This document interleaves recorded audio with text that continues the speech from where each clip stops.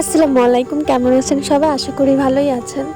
আমরা অনেক সময় অনেকের সুখ দেখতে পারি না, আর অন্যের সুখ দেখলে আমাদের কেমন জানি একটা জেলাস হয়। বাট আমার কাছে মনে হয় যে কারো ভালো দেখে আলহামদুলিল্লাহ বলাটাও আসলে, কিছু মানুষ আমাদের পরিচিত হয় না বা কাছের হয় না, বাট তারপরও মনে হয় যে না, এই মানুষগুলো ভালো থাকলে হয়তো বা মনটা আলাদা একটা শান্তি পায়। তো তেমনই একটা মানুষ হচ্ছে স্মৃতি আপু। তো তার ব্লগগুলো যখন দেখি বা তাদের যখন টিকটকগুলো দেখতাম অনেক আগে থেকেই, যখন তার আসলে টিকটকগুলো দেখেই হচ্ছে তার পরিচিতি পাওয়া, আর যখন আসলে তার বিচ্ছেদটা দেখছিলাম সামনে, অনেকটা খারাপ লাগতো যে আপুটা আসলে এতটা সুন্দর, এতটা ভালো, এতটা সাবলীল টাইপের, তার আসলে বিচ্ছেদ বলে কয়ে আসে না। বিচ্ছেদ প্রতিটা মানুষের জীবনে যে কোনোভাবেই চলে আসে। শুধু সুন্দরী হলে, ভালো হলেই যে বিচ্ছেদ আসবে না এমন না, বিচ্ছেদ যে কোনো কারণেই হতে পারে। তবে আলহামদুলিল্লাহ ওই মানুষটার মুখে এখন এক রাশ হাসি। আর সত্যি বলতে আল্লাহ কাউকে ঠকায় না। আল্লাহ যা মানুষের জীবন থেকে নিয়ে যায় তার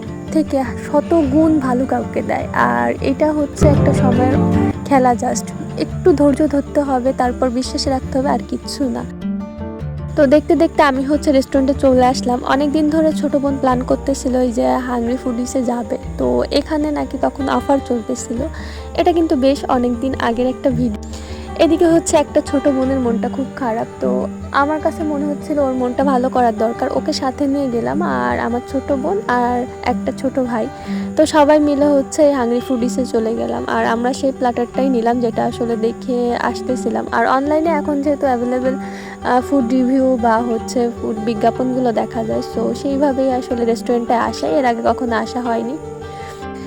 গল্প করতে করতে খাবারগুলো চলে আসলো। যাই হোক, এখন হচ্ছে খাওয়া দাওয়ার পালা। তো চলুন খাওয়া দাওয়া করে নিই। আর সত্যি বলতে আমার কাছে আজকের ব্লগ বা এখানে কথাবার্তা বলার মতন একটা টপিকে আমার কাছে বারবার ঘুরে আসতেছিল স্মৃতি আপু। আসলে মানুষটাকে আমি চিনি না, মানুষটাকে জাস্ট দূর থেকে দেখা বা তার ভিডিওগুলো দেখা, কিন্তু মানুষটার প্রতি কেমন জানি একটা অদ্ভুত মায়া।